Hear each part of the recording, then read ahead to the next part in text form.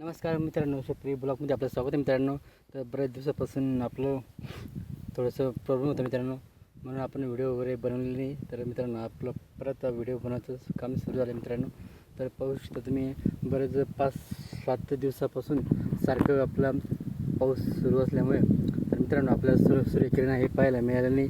परंतु आज सूर्य आज आपल्याला दिसायला भेटला आणि सूर्यकिरण पण आपल्याला पिकांवर पडला आणि आपल्याला पण पडला मित्रांनो. कारण की परत दिवसापासून आपलं सूर्यकिरण जे आहे ते आपण पाऊस सारखं चालू असल्यामुळे सूर्यकिरण आपल्याला पाहायला भेटला नाही आणि आपल्या पिकांना पण भेटला नाही मित्रांनो. तर पाहू शकता तुम्ही मित्रांनो, आपलं पिकं कसे झाले आहेत. आता त्यांना खत देण्याची खूप गरज आहे मित्रांनो. तर आता आपण खत वगैरे देण्यात त्याला पाहू शकता तुम्ही. आपली मका पीक आहे मित्रांनो, त्या अशा पद्धतीने आपलं मका पिकासाठी पाण्याची खूप गरज होती. ते गेल्या 5-6 दिवसापासून पाऊस सारखं होतं मित्रांनो. रात्री पाऊस सुरू होता.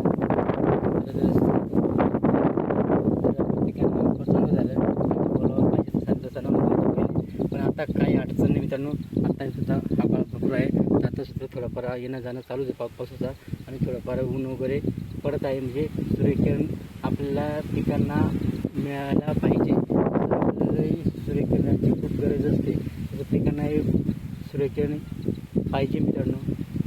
आणि ते चांगलं सूर्यप्रकाश पण पाहिजे आणि परत त्यांना पाणी पण पाहिजे. अशा ऊन वारा पाणी सगळं लागतं मित्रांनो. जसं आपल्याला लागतं त्याच पद्धतीने पिकांना पण ऊन वारा पाणी सगळं काही पाणी वेळेवर पाहिजे आणि ऊन वगैरे वेळ पडलं पाहिजे. सारखंच पाणी जर राहिलं तर आपल्या पिकांमध्ये असं होतं की आपले पिकं पिवळं पडायला लागतं मित्रांनो. म्हणून आपल्याला सारखं पाणी जर चालू असला तर पिकं पिवळं पडायला लागतं. मग काही दिवसात ते पिवळं पडून सोडून तुम्हाला जातात. जास्त पाऊस जर राहिला असतं तर त्याच्यामुळं मग पाणी जास्त पण नको पाहिजे आणि कमी पण नको पाहिजे मित्रांनो. त्याला ऊन वगैरे वेळेवर पाहिजे आणि पाऊस पण वेळेवर पाहिजे मित्रांनो. ते आहे निसर्गाच्या अनुसार असतो, पण ते वेळेवर जे असतो तेच खरं मित्रांनो. म्हणून आपल्याला पिकांना आता एकदम बारीक कडक ऊन तापलं मित्रांनो. असं ऊन 2-3 दिवस पाहिजे. मग आपल्याला परत खतं वगैरे आपण देऊ.